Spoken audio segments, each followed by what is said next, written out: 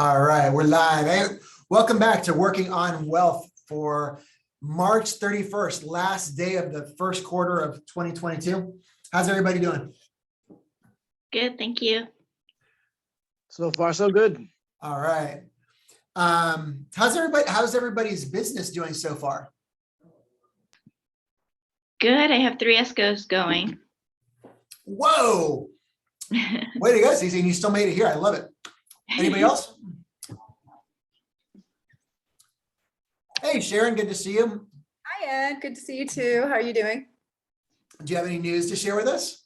Well, I got an appointment, so we're gonna go see it not this Saturday, but next Saturday. But that's been the biggest challenge so far is to get Just getting in to see it, huh? getting in to see it. Cool. Sharon has identified a pretty awesome looking property on near the somewhere in the Eagle Rock area. But we'll leave it at that because we don't want to. We'll talk about it. We'll talk about it next week when you tell us about your escrow, hopefully. Okay, so cool. Anybody else? Welcome back. Welcome back. Isn't it crazy that today is the last day of Q1? Just crazy stuff. Okay, so as we do, anybody want to share anything, victories, losses, whatever you want to talk about finance in your personal life? Share as much or as little as you want to. Anybody have anything to share with us?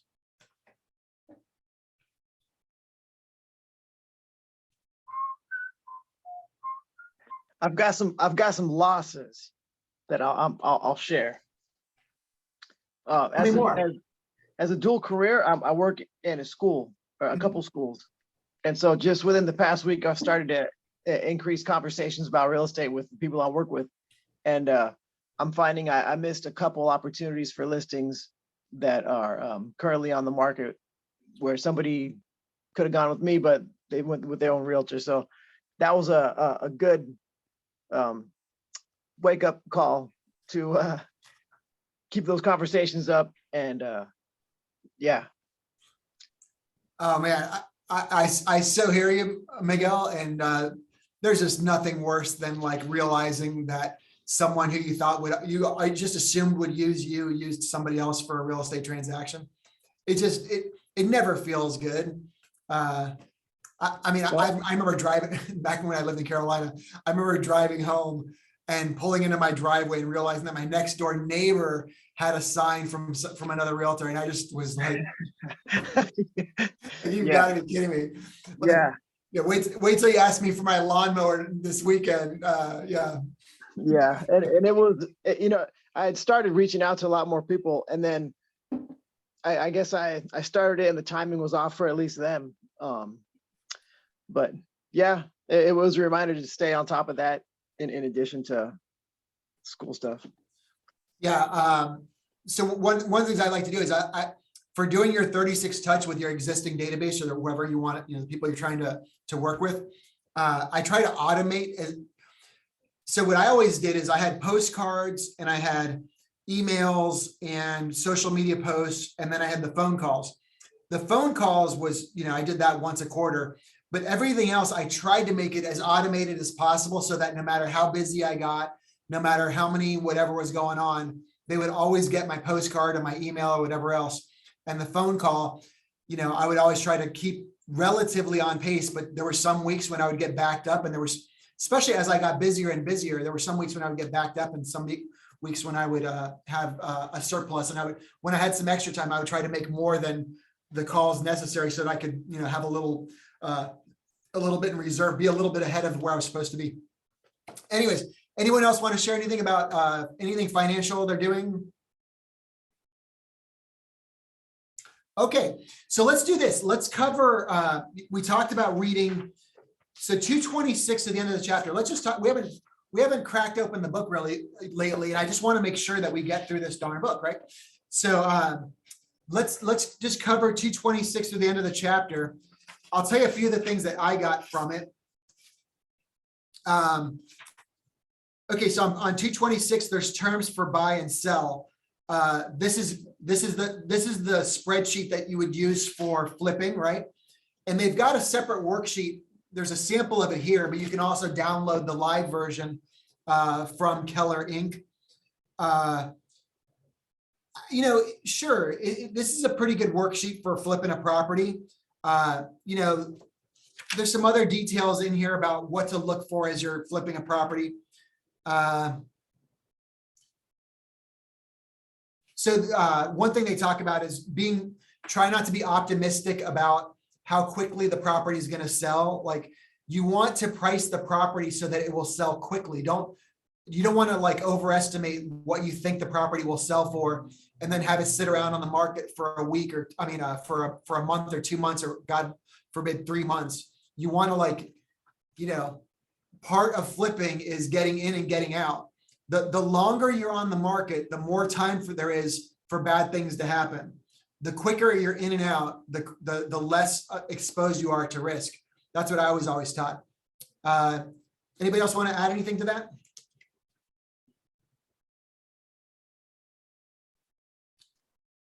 So I have a listing coming up in Sherman Oaks.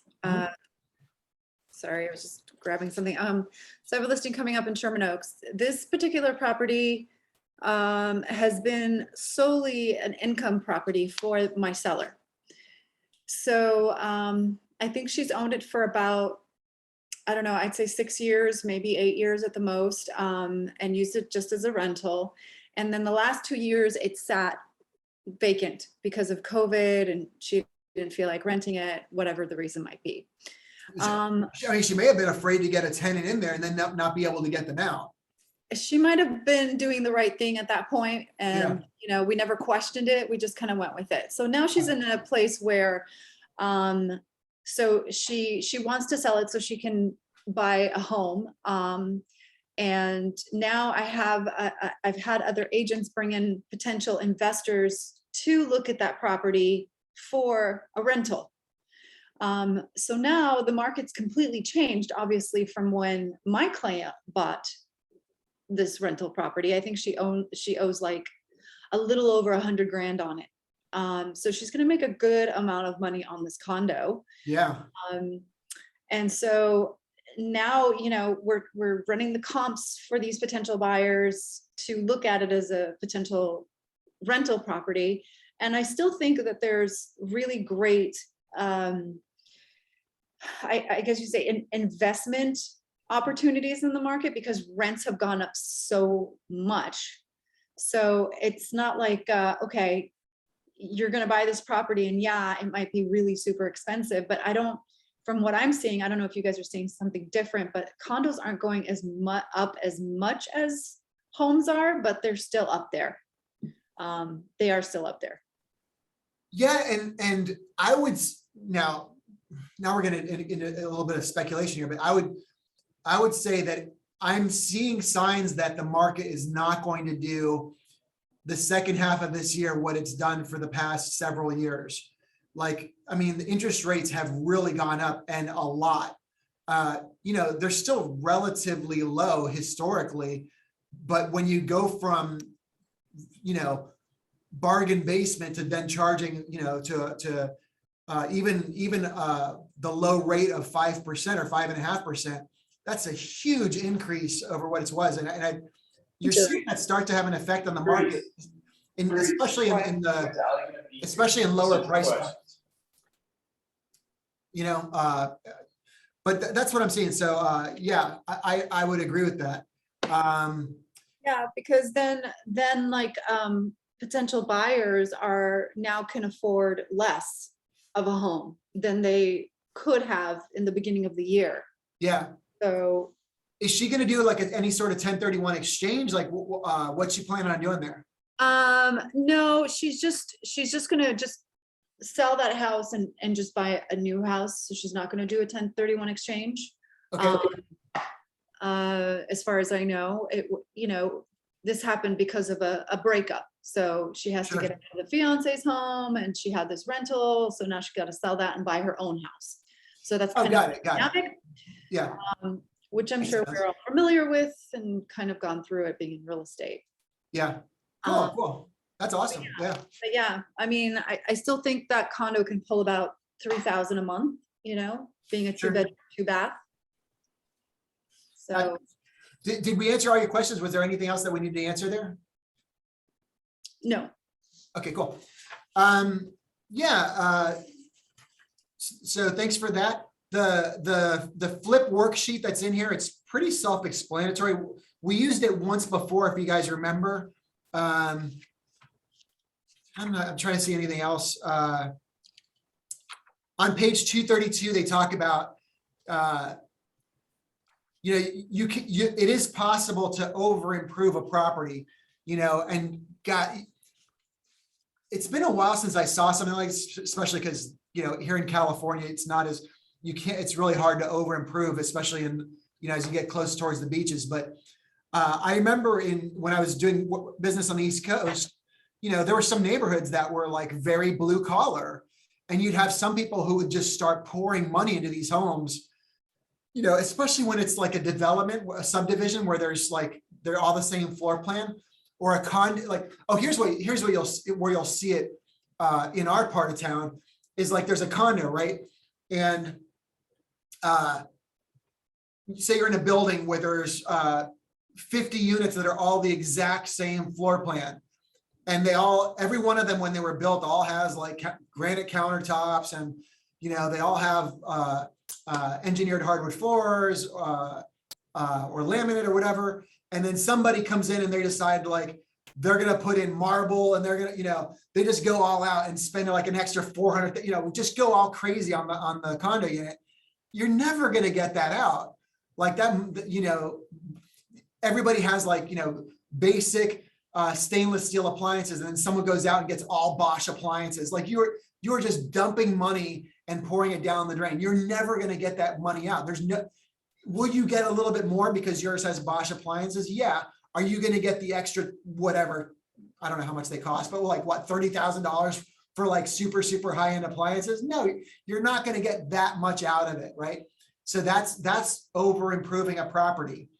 There's that saying that you don't ever want to fix up a property to be the best property in the neighborhood, right? I think that's true to an extent. I mean, can you be a little bit better than the neighbor? Sure, especially if you're renovating in a place where you expect other people are going to be renovating soon. But just be careful. You don't want to renovate to an extent that's out of whack with the rest of the neighborhood, because that's when you start to, you're overreaching, right? Anyone want to add anything to that? At the same time, like when it's, you don't want to under improve a property either. Like if you're going to flip a property and you're in, the tree section of Manhattan Beach, you probably don't want to put in, tile countertops or like Formica countertops or something, like you're going to want to step up your game. Like you're going to want to match to some extent what's around you, right?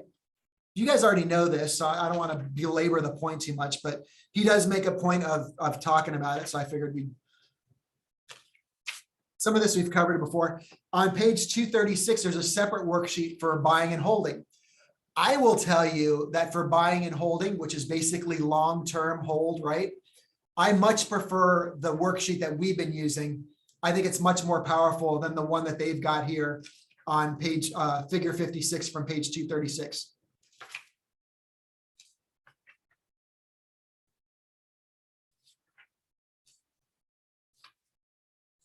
He has a couple examples of like using these things in action. I recommend reading it. It's pretty cool.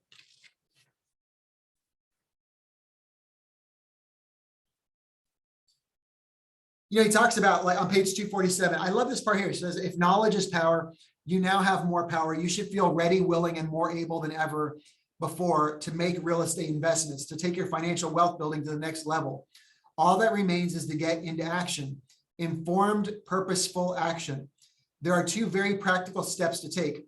First, to understand value, and second, to get perspective before you explore your acquisition strategies. Right? And once you know those things, you understand the value, you got some perspective, then you decide if you want to buy and live, right? Buy and sell or buy and hold, right? That's on page 248. Sometimes it makes more sense to flip a property, and sometimes it makes more sense to hold it. And then sometimes it makes sense to buy it, renovate it, and then hold it, right? Sometimes it makes more sense to buy, rent it out and then renovate it before you sell it. But I would say usually if you're gonna renovate it, why not renovate it and get more rent for the property for the whole duration while you own it? Unless you plan on like really going all out on it and you don't want to risk having somebody blemish the property before you put it up on the market. There's a whole lot of discussion that could happen around that point. Anyone want to add to that? So I can tell you, one thing I experienced with this whole renovation of the condo, because the condo was being renovated. So what she wanted to do was minimal. And then once we got started, I don't know if anyone else has experienced this, it was like, oh, well, let's do this. Well, then let's do that. And then once all the work was done, she came back in and was like, oh, we should have done lighting. We should have done this. We should have done that. And at that point, it's like, okay, you're going to spend $10,000 more on lighting. And then how much are you really going to get back at this point? Because, everything's said and done, work crew's gone. So I don't know if anyone's kind of experienced that at that point where it's just like they do one thing and then they want to do more and more and more, but then they wanted to keep it at a minimal. So like, how do you navigate through that? Yeah, God, it's funny. The same thing happened to me about a year and a half ago. I was working with some people renovating a property in North Redondo, and they just went over budget. They just kept adding and adding and adding to the place looked beautiful, as you can imagine when it was done. It looked crazy. People like came and saw it like, whoa, people who came in and saw the property were like, wow, this is like so much better than we expected. I'm like, well, yeah, because the people flipping it, spent way too, and they didn't lose money, but that's one of the main challenges that I have found in flipping properties is being disciplined with your spending, because it's really easy to get carried away. The contractors in there, like, which surface do you want? Which countertop do you want? There's this one, but isn't this one so much nicer? And you have to make those decisions, and it's not easy. And you have to remember, this is not you living in the property. This is a business, right? And your clients sound like they were like getting carried away, like forgetting that they're not going to be living in the property. That's exactly what was happening. I kept having to remind her, this isn't up to like your standards, because her standards are kind of high for living and what have you. This isn't for you. You're going to spend 10 grand more on, lighting, and then what? You're going to add 10 more grand to the price, because that's pretty much what it equates to. It's a wash. I wouldn't do anything else other than what she had done at that point. Yeah. Talk her off the ledge. It becomes emotional, and people are doing stuff based on emotion. And when you're flipping, it's a business. Don't get me wrong. There is a place for putting in some personality and adding some things, but in the end, it's strictly a business, especially a flip that you're not even going to own and rent out. If you're going to rent out a property, like, you may want to put a little more into it in case you ever end up living in it yourself or for whatever reason. But especially a flip, like, what paint color should you paint a flip? Whatever one is going to satisfy the greatest amount of people in the market right now. Like, that's all you should give a darn about. Right? Because it's all about the money. It's all about just.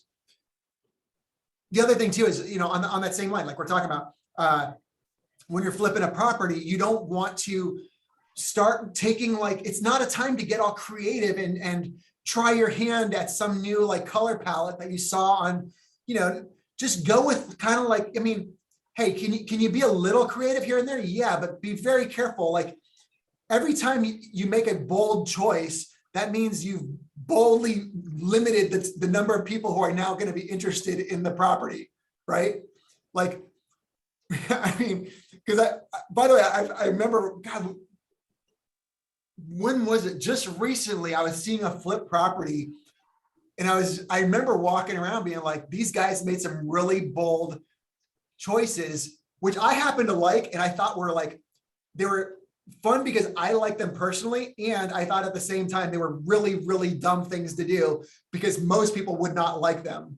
And you want things that are you want to make decisions that are crowd pleasers, like, hey, lots of bright white nowadays, gray carpets still very much in vogue. Like it's kind of timeless, like you can't really go wrong with it. Quartz countertops is cool. If you want to go down a notch, that's cool too. But like, keep neutral colors is very much in vogue. If you want to paint something that's maybe like a cobalt blue, like a door or something to have some color palette to it, fine, that's okay. But like the minute you start going like a hot pink, freaking front door, like great. Now you've just excluded every male person who might want to buy you know what I mean, right? You want to cast your net as wide as possible, right? All right, I'm just going. We had riffing that here. fight too. No, we had that fight too. We did. We Yeah. had that fight too. And David, yes. yeah, the simplest way that I can put it is that with just like any other business, the only thing that you want to do is you want to have the customer in mind. You want to have your avatar. What Yeah. is it that they want? What is not that what you want it to look like? What you want is you want to create a product for the demand of other people. So and also you need to make sure that you are not really going too broad, because there's there's so many people in this world with different ideas and different needs and wants, and you just want to make sure that you are, for example, if you are doing a 2-bedroom 2-bath, it's a different clientele than a 4-bedroom 3-bath. You Yeah. need to make sure that those clients are different. You need those clients that are looking for 4-bedroom, they usually have kids and they don't really care much about certain things, but they care about other things. So you have to have that in your mind, that what my client wants. So who is my client Yeah. for this particular product? That's a great point, David. Yeah, perhaps I should, when I said being broad, I meant within the demographics or the whoever you think is going to be your sell. Yeah, that's a great point, because you also do want to have your target. You said it better. Yeah, absolutely. Great point. Thanks for adding that.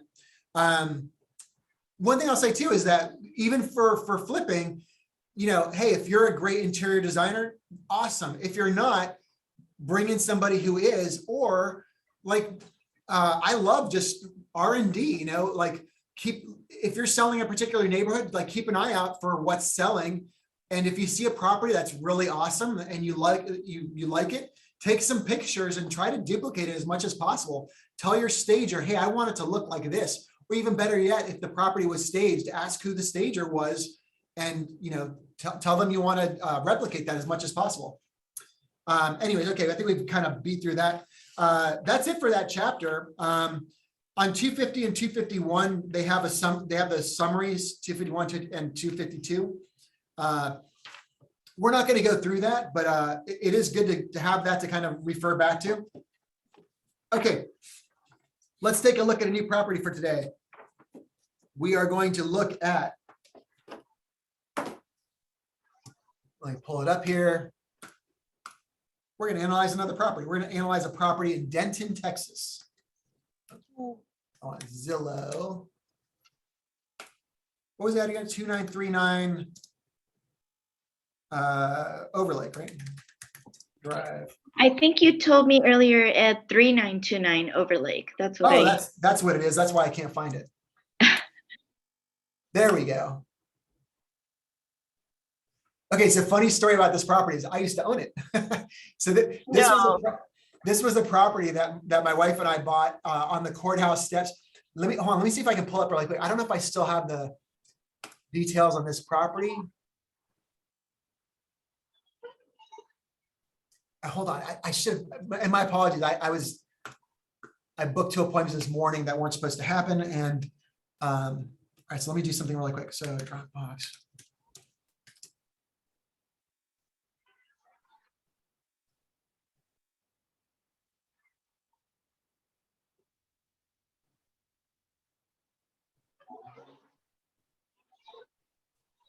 One second.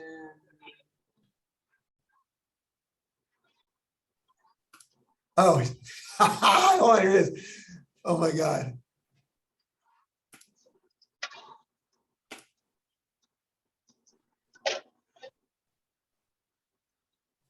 All right, so here's Overlake today.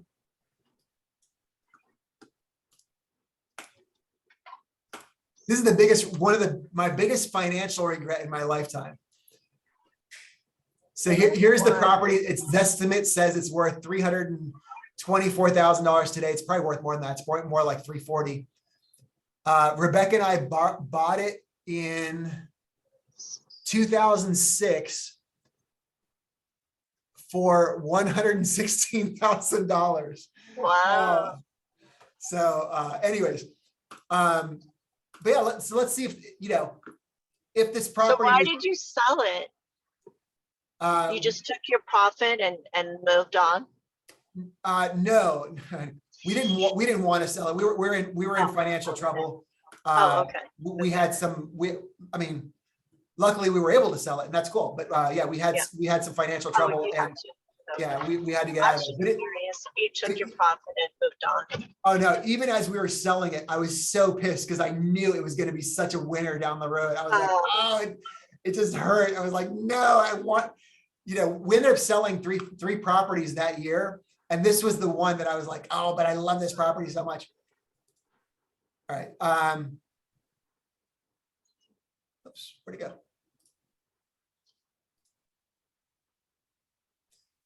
Okay, so let's analyze this property today. If you were to buy this property today, by the way, and there's a college nearby, UNT is not too far from it. Has a really nice layout for a rental property. It's like very, it was well built, and it's just very durable. I remember we just never had problems with that property ever. All right, so where's my analyzer? Give me a second here.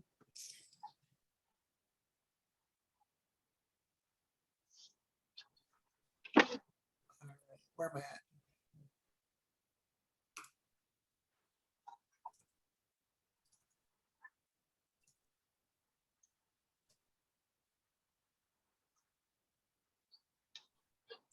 Okay, it's going to take me a second to open up the analyzer here, the tool.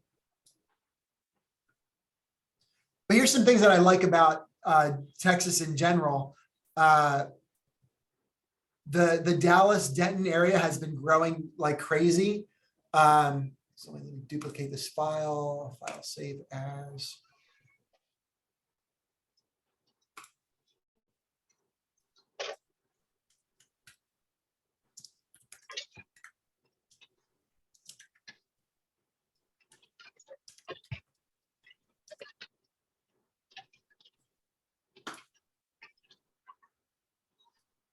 Things are still super affordable there. If I remember correctly, the insurance and the property taxes are both really low. Yeah, it was a great workhorse property. I would totally buy in Texas again. In particular, my brother-in-law was running a property management company, so that was like super convenient, and he handled the real estate transaction. So this is how I got into real estate. This was one of the first transactions I did that kind of got Rebecca and I into real estate. But yeah, I just remember, it just was not hard to rent. It was in a great neighborhood that was just very easy to rent out. Like we never had problems finding tenants, and good ones at that. And yeah. Do you guys have any questions about Texas? And the laws, as you can imagine, are very favorable to landlords. It is extremely easy to evict tenants from properties. I don't know if they ever had a COVID moratorium, but I know that, while we owned it, should we ever have had a tenant who was late in paying or whatever, it would have been very easy to evict a tenant with no problem whatsoever. Just stuff like that. The laws are very lean towards landlords as opposed to towards the tenant. And Yes, David. yeah, I'm currently doing a lot of rentals in Texas. If somebody doesn't pay, they're out in 3 weeks. Simple as that. All right. Just, yeah. All their belongings will be out, out on the porch in 3 weeks. So that is a completely different system than it is here. But you have to really understand the other aspects of it, like the tax, the property taxes there. So you really have to know Yeah. that property taxes is not like California here that is set on your purchase price or based on 2% each year. Each year is valued for that year, and you have to protest that. Each year, the company's attorneys out there that's their job. You just kind of contract with them, and they charge 25% of the difference, and they just do the protest for you, and that's it. But there are different things in Texas. But again, depends on what part of Texas you are. Sometimes you run into type of tenants that you may or may not want. So it all depends on where you are investing. Yeah.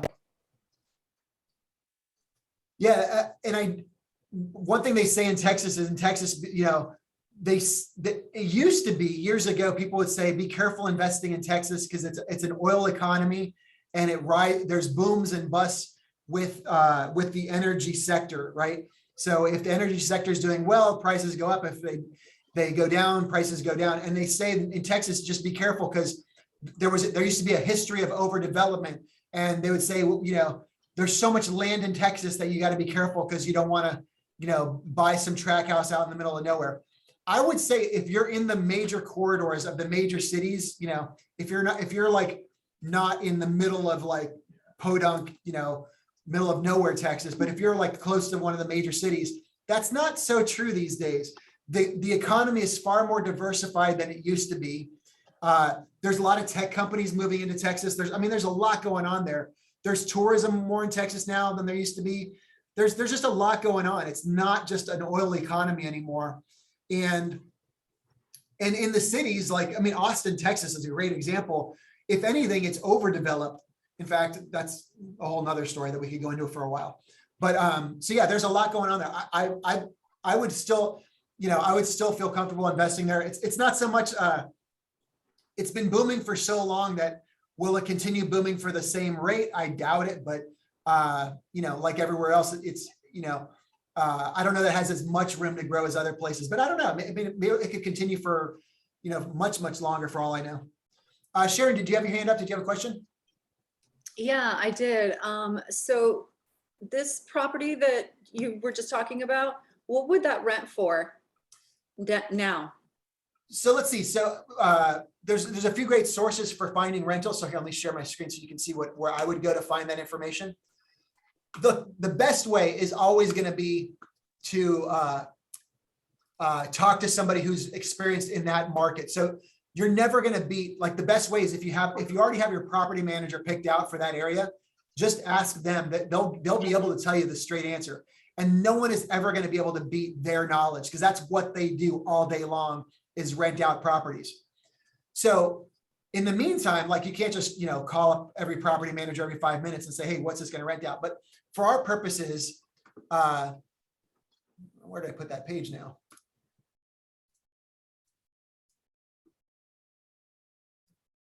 Oh, okay, one second here. I shared the wrong screen. Share this. On Zillow, as a great first pass, if you scroll down, oftentimes they'll put an estimated rent amount. Yeah. Let's see.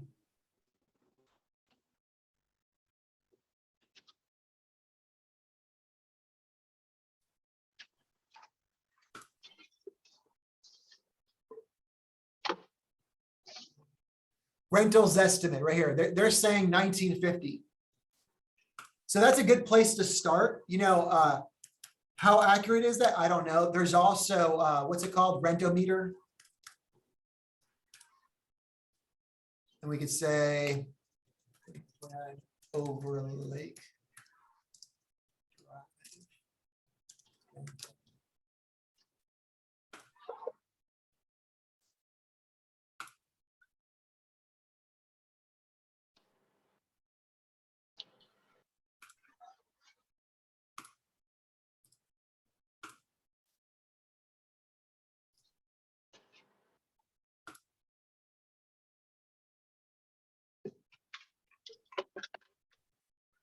Yeah, they're giving a very similar number here, 1955, 1995, so somewhere in there. Between 1950 and 2000 is, I think, a safe number to go with. And then what I like about Zillow too is it gives you some estimates on insurance and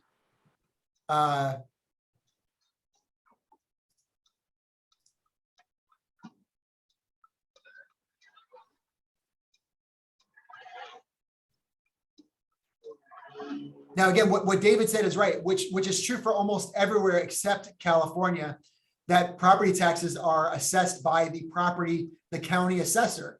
The county assessor assesses the value of the property, and then usually there's a millage rate that your property taxes are based on the assessed property value times the millage rate, and you end up with the property tax, and then plus any special assessments. And David's absolutely right. You can fight them every year to get newer property tax amounts. So this one here, they're saying that the property taxes are going to be $44.87 for the year.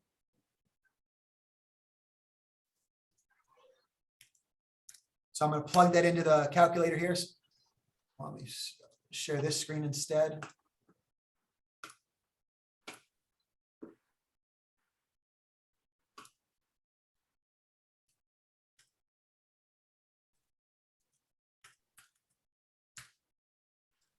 Let's say we put 20% down. What's the current? Anyone know what's the current interest rate right now? Or something. Or for two? You guys know about bankrate.com, right? So you can go to bankrate.com anytime you want, and you go here to home purchase, and it'll tell you, if you scroll down here, it'll say for today, Thursday, March 31st, the average 30-year fixed mortgage rate is 4.89. So that's the current interest rate across the country. Now, we could probably get better than that, but that just gives you an idea, like if we're going to just kind of do some, ballpark here, gives you an idea. So I still need an estimate for insurance. I thought they had that in here somewhere.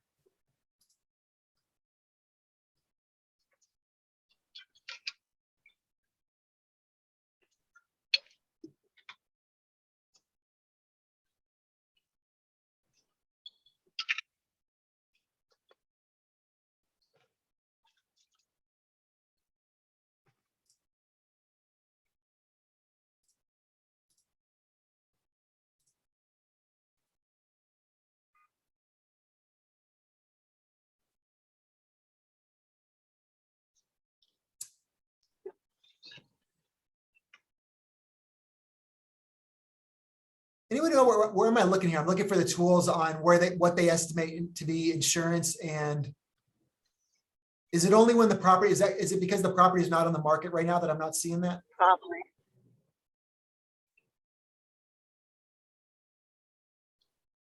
Yeah, I don't know. So let's look at another property in the same neighborhood,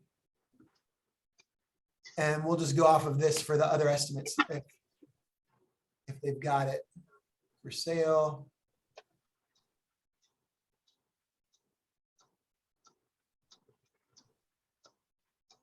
So homeowners insurance, they're estimating at $140 a month.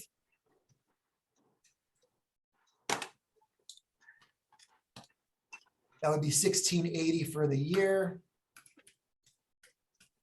Sounds about right. 4.89. So leasing costs, let's say 6%. What would that be? $117 a month. That's probably about right for property management fees.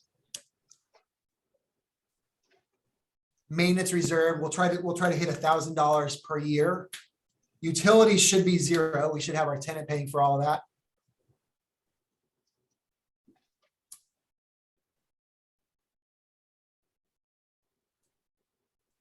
$7 a month.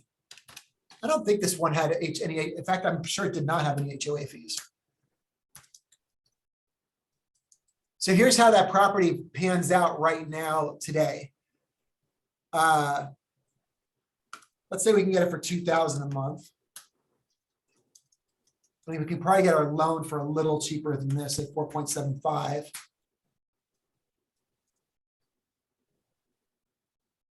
So at 20% down, it's almost cash flow positive, but it's not. And I don't like that. So say we put that 25% down. 25% down. Now we're just about break even. So for assuming it's move-in ready, you put $81,000 in and you own this $324,000 property, it's going to be kind of cash flow break even for the first few years. And then your annual cash flow will go up quickly from there. From, within a few years, you'll be pulling in a few $1,000s a year. 6 years from now, you'll have $10,000 a year coming in. And that's just cash flow.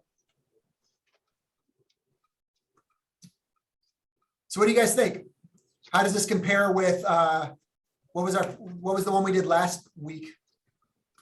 Let's see here. I think the last week was better. Didn't we?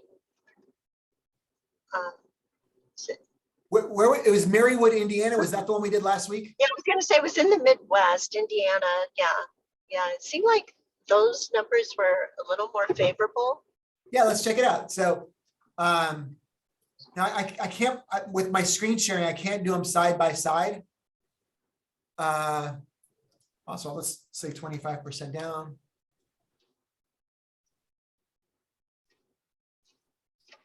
Here, to make it even, let me see if I can get them to be kind of match.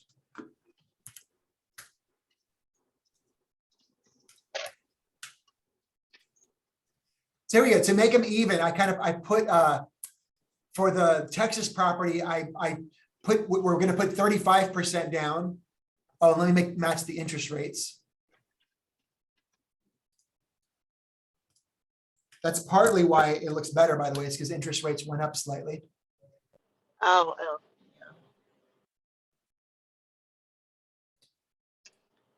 So if you were to spend $115,000 in Marywood on that property in Marywood, Indiana, you would own 25% of the property because it. Why is it? Oh, because we said it needed some repairs. That's why. All right. To be fair, let's say the one in Texas needs about the same amount of repairs. All right, hold on. Let me match this up so we're comparing apples to apples.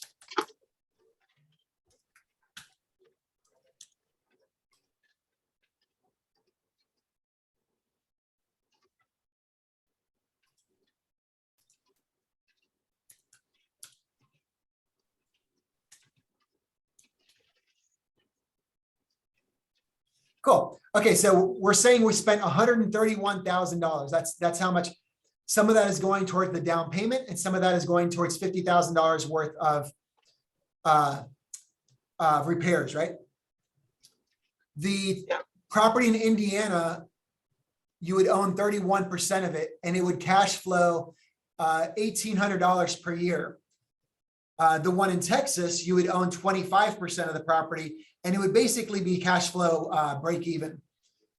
So in that case, Indiana would get you more cash flow right off the bat. Now let's look at the true measure of the ROI. Accumulated cash flow. Let's say after 30 years, right? You keep the property for 30 years. Assuming they appreciate at the same rate. Now, in that case, you would benefit from the property in Texas. That one would appreciate for the total accumulated return would be 1.3 million. The one in Indiana would be 1.1 million. But honestly, the truth is that I think that the reason why that is because you're more leveraged in the property in Texas, which is why you're only putting 25% down instead of 31% down. So I think honestly they're both great deals. They're probably both going to appreciate at about the same rate. You're going to get a little more cash flow by putting more than 25% down, but over time you're better off being leveraged by taking out as much loan as you can get, right? So which is why the one in Texas would slightly better. What I'm saying is that they both appear to be very good investments, either one of them. And there's only one more thing. You need to Yeah. figure out what the growth rate is, because I think Indiana has much less growth rate than Texas. So that could make a big difference in the long-term calculation. Absolutely, absolutely. Let's see, growth rate of Indiana.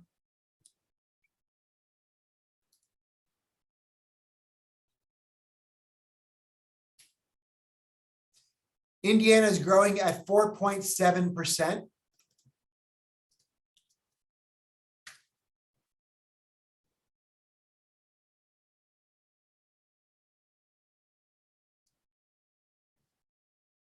It says Texas is growing by 1.1%. I don't think that's correct. Hold on a second here.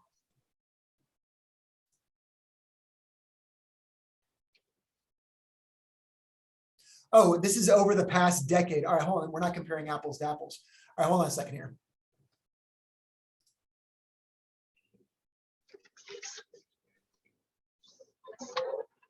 Indiana grew 0.5% in 2019.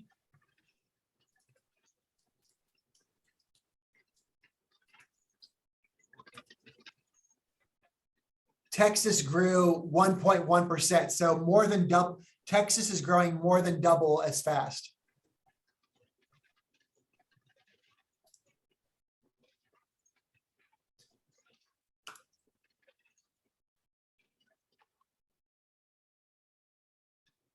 By the way, top here, let me share this. I just Googled top fastest growing. I mean, when I was pulling this up, it showed me the fastest growing states. In percent growth, number one is Idaho, which if you didn't know that already, right? We could have guessed that. 2 is Utah. I guess Utah and Montana are tied. Or is that? Oh yeah. Growing? Utah, yeah, Montana and Utah are growing 1.7. So how did you know Idaho was growing? I didn't know that. Well, I knew that because Boise, Idaho is booming right now. Oh, Boise, yeah. Yeah, it is growing like crazy. Many of us on this call have probably had clients ask us about Idaho here at some point recently. Utah and Montana are growing. Arizona is growing at 1.4. South Carolina and Delaware both growing 1.2. Texas 1.1. Florida and Nevada growing at 1%, and then South Dakota at 0.9. Now, flip of that, let me see the states with lowest growth rate.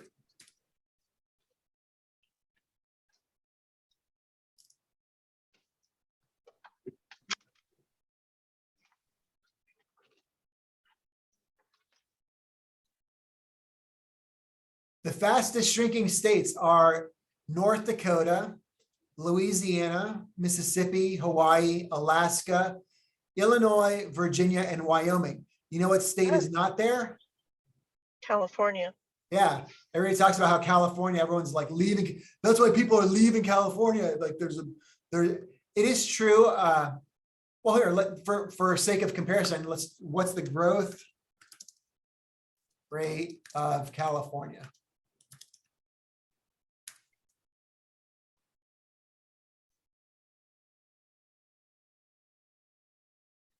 Oh my God, 5.8%. That's over a decade. That's over a decade. Right.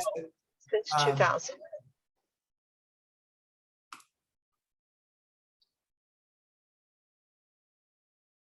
And the articles are so negative, but everyone's still coming here. I want to see try to get some recent data on recent the annual growth rate 2021. Let's see if we can find that out. California's population declined by 173,000 people over the last year, basically through July 2021. So that is of a total of 39 million people. So that's like basically flat, right? So we divide it by 39. And I just put a link for you from bankrate.com. Oh, awesome. Hold on a second here. In the chat bar? Yeah.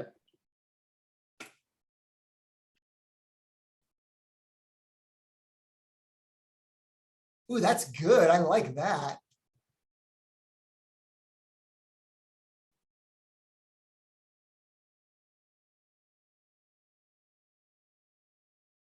Oh, do you guys see that? Hold on, let me share that on the screen here. This is a great article that David put up here. It's the housing heat index, where prices are growing the most right now. By the way, you'll note that as much as we talk about California, it's actually not as high as other places.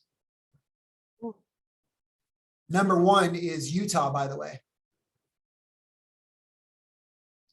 Oh, look at it. This is an amazing article. What a great article. Thanks, David. The 5 states that had the strongest housing economies in the last quarter were Utah, Arizona, Montana, Washington, and Florida.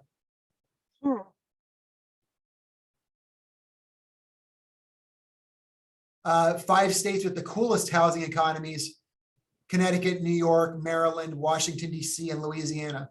Note that California is not there either. Oh, look, there's even a housing heat index.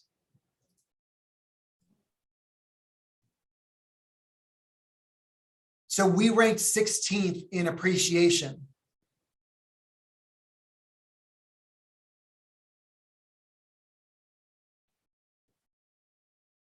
We also ranked 49th in tax rank, cost of living 49th, job growth rank 8. That's actually good, right?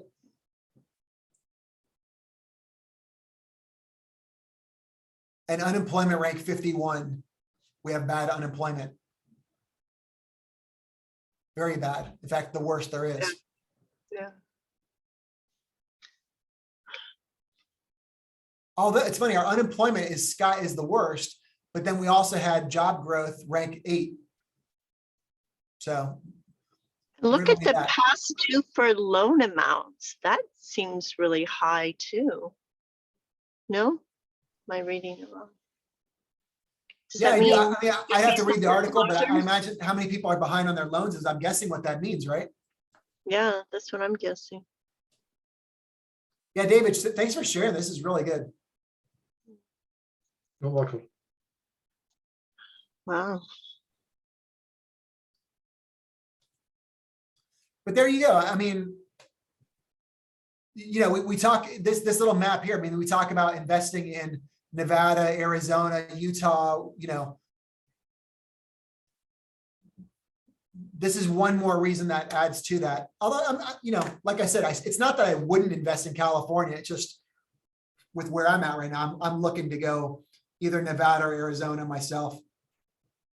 Although I keep reading, I guess this is pertinent to you guys. I read this article about how the water crisis in Nevada is getting really bad. Lake Mead and Lake Powell are like way below their usual. Like I was at the, what do you call it? The Hoover Dam over Thanksgiving, and you should see it's not like it used to be. There's not much water on the side that's usually like a big lake. I mean, it's like, you know, it's down really far.